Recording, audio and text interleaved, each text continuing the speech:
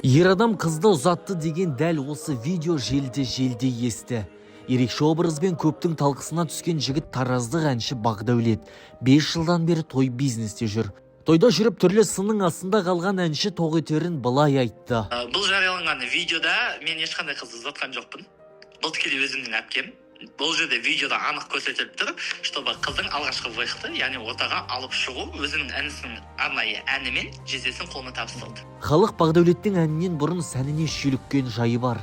Халықта мынандай ой бар шығар, Бақдәулет мына образды қайдан тауып алдың деген. Костюм ерекше. Костюм бір особо халықтың арасында жүрген костюм емес. Енді шілей оны проф қылып тіккім келген жоқ, бірақ сахнаға бір әдемі көрінетінде ручная работа бола алатындай тастармен жасағым келді.